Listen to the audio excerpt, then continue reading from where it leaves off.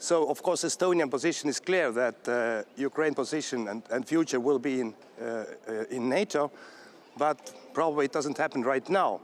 Though we must decide as a coalition of the willing, together with US, to give the security guarantees, what means that Europe must put the skin in the game. It means the boots in the ground, if there is need for that. Estonian government already in March this year decided that if there is a need, and this with the formation of the coalition of the willing security guarantees, boots on the ground, we will participate. Even we are the neighboring country and a small country to Russia, and we are the front line on the east to NATO. But we must understand that if we can keep the peace in Ukraine, then we are securing Europe as well. Ready to go at war against Europe if necessary. What do you make of such comments? We must actually decide what we are going to do in Europe. Putin cannot decide over us. And as well, US cannot make decisions instead of us.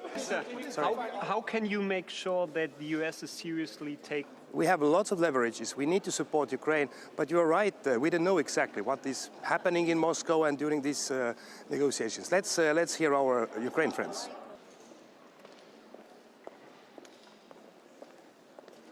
We all were following the news from both Moscow but also from Kyiv and other places. So nobody should be trying to get results through the so-called peace talks that they can get on the warfield, on the battlefield. And that is what Russia is trying. Russia is trying to undermine the US standing in the world. Russia is trying to split NATO, and they are trying to get it through these so-called peace talks. Ukraine deserves a peace that is just, peace that is long-lasting. The meeting, the last time was Colin Powell in 2003. What message does this send from the... So he obviously is very busy with the peace talks and with all the other events. Let's not forget he's also National Security Advisor and doing other things. So we will have Christoph Landau here, and we look to a constructive engagement with him.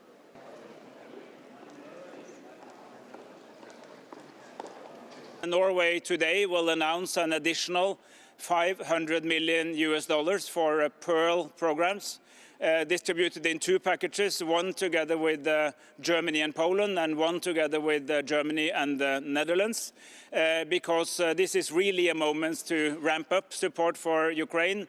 They need to be able to negotiate from a position of strength. Today, President Putin was threatening Europe with war again. What is the reason behind these statements now?